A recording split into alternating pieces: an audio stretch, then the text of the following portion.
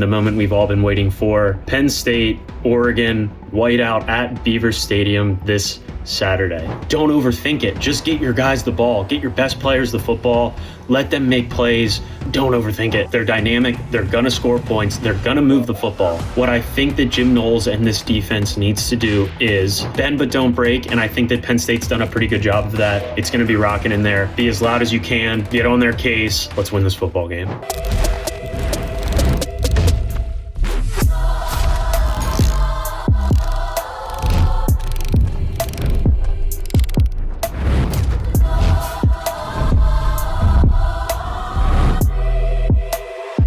Hi everyone, welcome back to another episode of The Road to Happy Valley. I'm your host, Noah Malone. So today's episode, I just want to talk to you guys about the first three games, kind of just go through every one of them, recap a few things from each, and then pretty much just break down my thoughts about this upcoming game against Oregon, Whiteout, whole 9 yards. So should be a great episode. Let's get to it.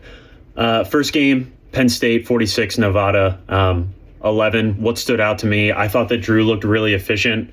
I think that the newcomers made an immediate impact. Kaytron Hudson looked great in his Penn State debut. 6 catches, 89 yards, a touchdown.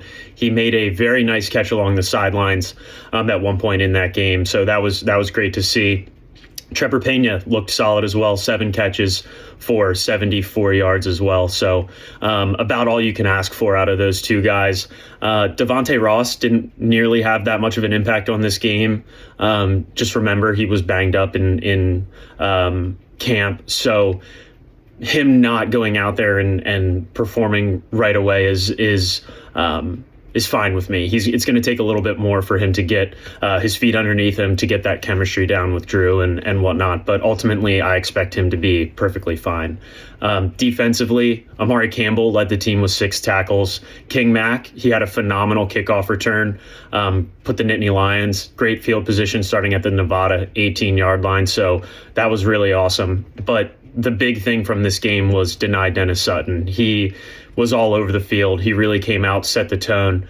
5 tackles, a sack, 2.5 tackles for a loss, forced a fumble that the Nittany Lions ended up recovering. But you really can't ask for much more out of your veteran leadership than that right there. Thought this game went well. Like I said, 46-11.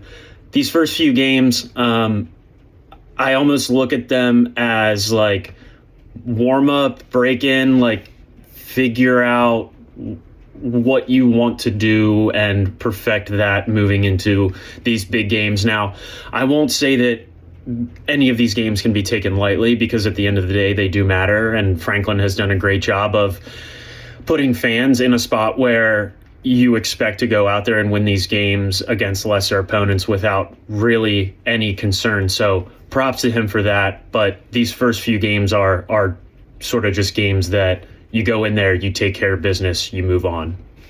Next game, Penn State 34, FIU 0. I will say this score is slightly deceiving. In the fourth quarter, with 5 minutes left to go, this score was only 20-0.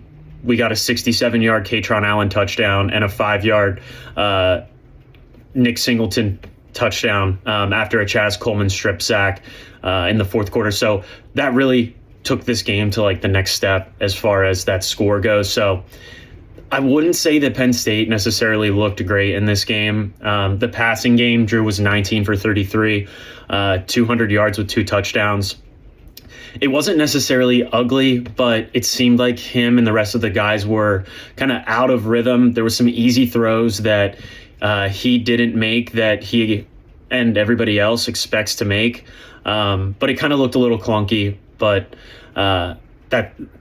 that's neither here nor there. The run game, again, not necessarily ugly. I think FIU came out and they were pretty juiced up for this game. But Nick Singleton had 13 rushes for 76 yards and a touchdown. Kaytron had 16 rushes for 144 yards and a touchdown. And yes, he did finish with 144 yards, but like I said, he had that 67-yard rushing touchdown in the fourth quarter, which contributed for almost half of his yards. Coach Franklin did address this in the press conference. but it didn't really seem like the offensive line was moving guys around how we expected them to be moving guys around. A lot of talent, a lot of returning guys.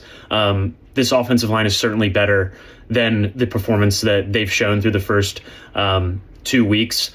Another thing that stood out to me in this game was the third down efficiency. Nevada was 6 for 13. Penn State was 3 for 12. In a game like this, when you're playing a lesser opponent, that's not necessarily going to matter as much. But when you have a game like Oregon, you have a game like Iowa, you have a game like Ohio State, you've got to be more efficient on third down. You've got to be able to convert at more than a 3 for 12 clip. You can get away with it in a game against FIU, but down the road, those possessions are going to mean more, and you're going to have to be able to figure out ways to convert. The defense, what can we say about them? They were phenomenal. Another shutout for them. 18 total shutouts since 2007. Only Alabama has more. Special teams, phenomenal showing from the special teams unit. Dom DeLuca blocked a punt. Gabriel Nwasu had some bombs punting, right? He is a monster out there. He had a 53-yard punt, 67-yard punt. Obviously, you don't want to be punting the football. You don't want to be giving the ball up. But if you have a guy out there like Gabriel that's going to flip the field like that and put your opponent deep in their own territory, you got to feel really great about that, especially with the defensive unit and the way that they've been playing. That makes it really hard offensively, puts them on their heels, just makes it that much easier for the defense. They get to fly around a little bit more, make some more plays, right? Great job from the special teams unit in this game. The big name here, Chaz Coleman, true freshman. He was the player of the game, defender of the game. Jim Knowles puts out a defender of the game every week, and Chaz was the one for this game. According to PFF College, he had 1 sack, forced a fumble, 5 QB pressures, 98.6 pass rush grade from a true freshman, and a 50% win rate. This was a guy, Chaz Coleman. He was a quarterback in high school, converted to defensive end, hasn't been playing for super long, but has been very impactful through these first few games and has shown some amazing flashes for a true freshman. And he looks like he's the next guy to just step in there and make an impact as a defensive end for the Nittany Lions. I will say the game against Nevada, we didn't really see much from Devontae Ross. Had a 42-yard touchdown on a play where he was just being smothered by the corner, pass interference, still made the catch, one-handed in the end zone touchdown. That was a great play. Great throw by Drew as well. Moving on to Villanova, I don't have a ton from this game. The Villanova quarterback got hurt relatively early in that game, but my main points for this was that it was just another dominant defensive performance. There would have been another shutout. It would have been back-to-back, but there was not necessarily a Hail Mary. It was within the 10-yard line, but quarterback just chucked it up, back of the end zone. Tight end makes a one-handed grab as time expired, basically. And great play, great catch. If it wasn't for that, we would have had back-to-back shutouts, but you can't really be upset with the defensive unit and how they played in this game against Villanova. Amari Campbell was all over the place again, 7 tackles. Offensively, Drew did have an interception that wasn't great. It was a check down to one of the running backs, and he just threw it right to a linebacker or defensive lineman that was covering him. It almost was like he looked off of his reads to wideouts and tight ends, knew he had the running back there as the check down, and just threw it without even looking. That's more of a mental error, mental lapse, rather than anything, and that's not something that I would be ultimately too worried about moving forward. But obviously, can't have dumb turnovers like that. Nick Singleton had double the carries that Kaytron had, but 2 less rushing yards. So what I've been seeing a lot on social media this week is the discussion of Kaytron Allen taking over as the sole running back number 1, not 1A, 1B, but running back 1. And I think that that's fair. I think that through these first few games, Kaytron has looked much better running the football. And that's not a knock on Nick Singleton whatsoever. He is still an equally important part of this offense. We're going to need him if we want to take this thing the whole way. And he's going to make an impact. He's going to make plays. But for now, Kaytron has looked better. I think he's the one that deserves more touches moving forward. But I think that this game was a chance for the offense to give Nick more touches so he can kind of find that rhythm, find his footwork, find his feet, and just get more comfortable at this point in the season. But I think Kaytron has played better up to this point. And again, not a knock on Nick. Great player, still going to need him, still super important to this offensive success. But I think moving forward, I think that Kaytron's going to have to be the one that's getting majority of the touches offensively. So, and I'm not the only one that's been saying that. There's a lot of other Penn State guys out there that have been having that same conversation too. So, something to consider, something to keep an eye out for as we head into Oregon and as we head into this Big Ten schedule. After 3 games, I have unit breakdowns of where I think each is trending as we head into Oregon. So Drew Allar, I think he's trending neutral. I think he's shown some really great flashes. The 2-minute drill, he seems really comfortable running that, which I think is going to be super important when you get into those bigger games. He's had some really great throws. He had a touchdown to Trevor Pena in this Villanova game where it was just an absolute laser, threaded the needle between 2 guys, found Trevor for a touchdown. And then he had that touchdown to Devontae Ross, how I mentioned in the previous game. The transfer wide receivers, I think they're trending upwards. I think they've looked very solid. I think Devontae Ross still has a little bit more to go than Kyron Hudson and Trevor Pena. That last game against Villanova, it seemed like Penn State was figuring out ways to get him the football a little bit more, whether it be jet sweeps or things along those lines. So I think that's positive. But ultimately, I've been happy with the play of these 3 guys throughout the first few games here. Running backs, I think Kaytron is trending up. He's looked solid, like I said. Nick Singleton, I think he's just trending neutral. I don't think he looks bad, but I don't think he looks like the same Nick Singleton that everybody kind of expected to see from him heading into this season. So I just spoke about this. I don't really want to harp on it too much. Offensive line, I think they're trending slightly up. I think they looked better in this Villanova game than they did in the first 2 games. But if it wasn't for this Villanova game, I would say probably trending neutral. They won battles, but they weren't looking as dominant as we expected. But I think they looked better last week against Villanova. So I would say I have them trending slightly upwards. Defensively, trending up as high as you can possibly go, right? I think that this defensive unit has looked great. Should have been back-to-back shutouts, but those guys have been flying around.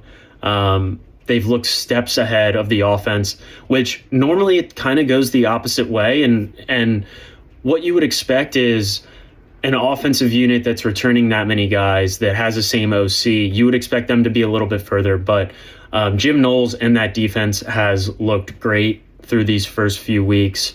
And I think you've got to be really thrilled with how they've looked as we head into Oregon, as we head into this matchup with an extremely explosive offense. Special teams, I have them probably trending as the second highest unit on this team. Ryan Barker has just done a phenomenal job with field goals and extra points. Hasn't missed an extra point. Only field goal he's missed has been a 50-plus yarder. So you can't get too upset about that.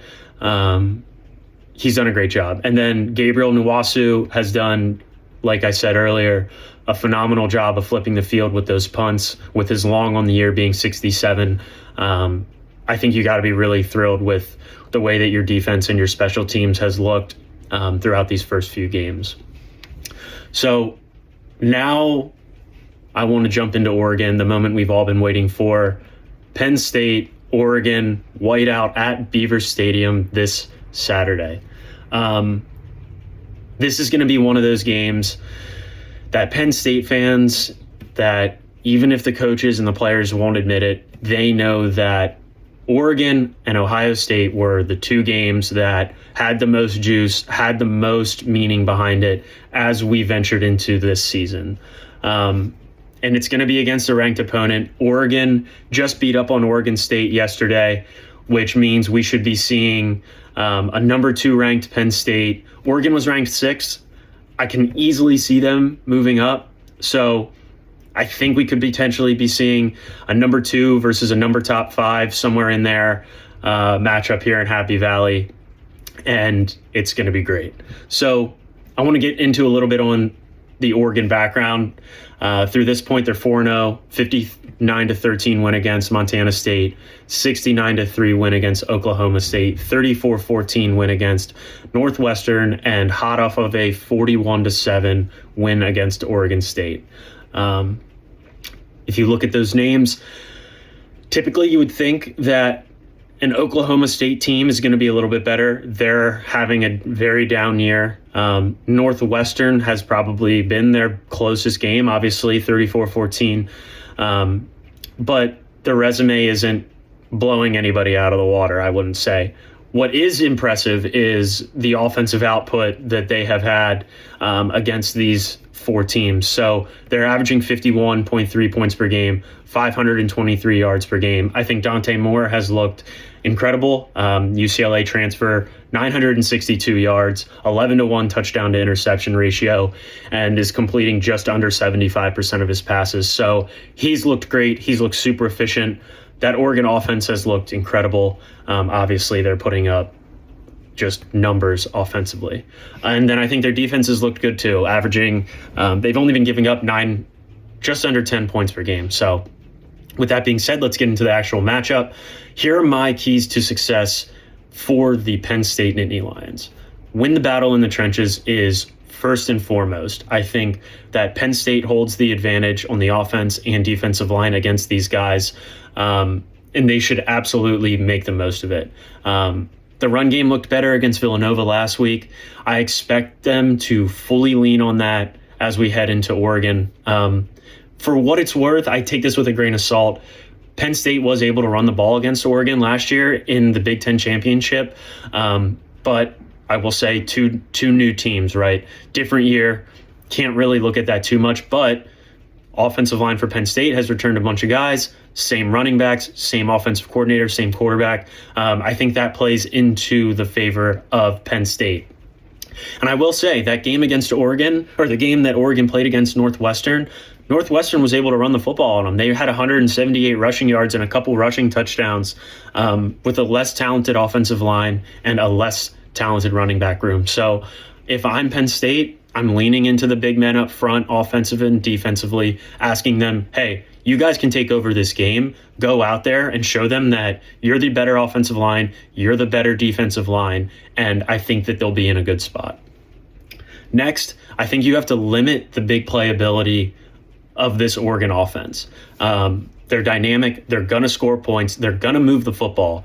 But what I think that Jim Knowles and this defense needs to do is, one, make sure that they're not shredding you up and down the field 50, 60, 45-yard passes for touchdowns, right?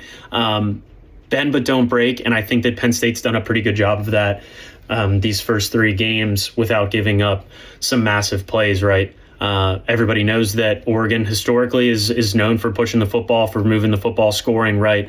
And Dante Moore's done a great job. Dakarian Moore, the freshman wideout, he's looked very solid. That's a guy that you're going to have to keep an eye on. And then just going back to Dante Moore, is he's a much different runner, a much different quarterback than Dylan Gabriel was last year. And we saw Jim Knowles and that Ohio State defense shut down Oregon in the college football playoff. But I think Dante Moore is a different guy. You're going to have to keep an eye on him. He's able to scramble and get out of the pocket and make plays with his legs if the pocket does break down. So that's something that you got to keep an eye on, but you just got to limit those big plays. Like I said, they're going to score, they're going to move the football, but you can't be giving away any bombs like that.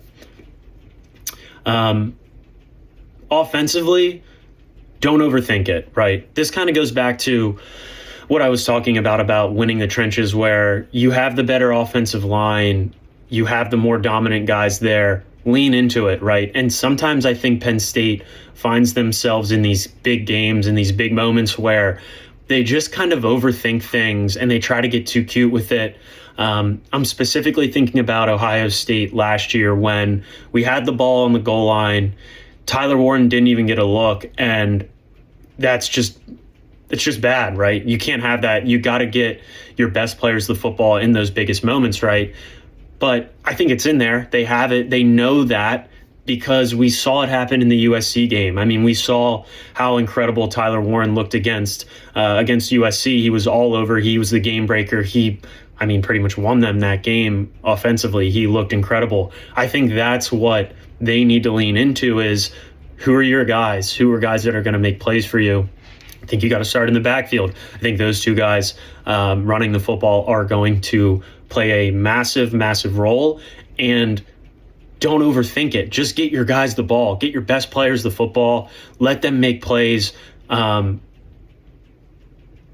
overthink it. It's sometimes it feels like in these big moments, teams try to get too cute, and that's what I want to see them avoid offensively here. If it isn't broke, don't fix it. Lastly, this one's for all the fans. Just be as loud as you possibly can. This is exactly what it's all about when it comes to college football. Top 5 matchup, under the lights, Saturday night, Happy Valley, Whiteout. I'm getting chills just thinking about it. This is a game we've all been looking forward to since the beginning of the football season. Go out there, be as loud as you possibly can. It's okay if you lose your voice. It'll come back. But just be loud. Get it rocking in there. We saw the impact that the fans had against SMU last year. It just rattled the cage of the SMU quarterback. And Dante Moore, he hasn't been in a scenario like this before. Ran through their schedule earlier. It's tough to play in Happy Valley. It's loud. It's going to be rocking in there. Be as loud as you can. Get on their case. Let's win this football game. That does it for me. I will say, I got to give you guys my prediction, actually. I think Penn State comes out there. I think they win this game. I think they win by a touchdown. I know that they are currently a 3.5-point favorite. But I think they're going to go out there, and I think they're going to win this game. I think they win by a touchdown. With that being said, enjoy the game. Let's go. Talk to you guys later.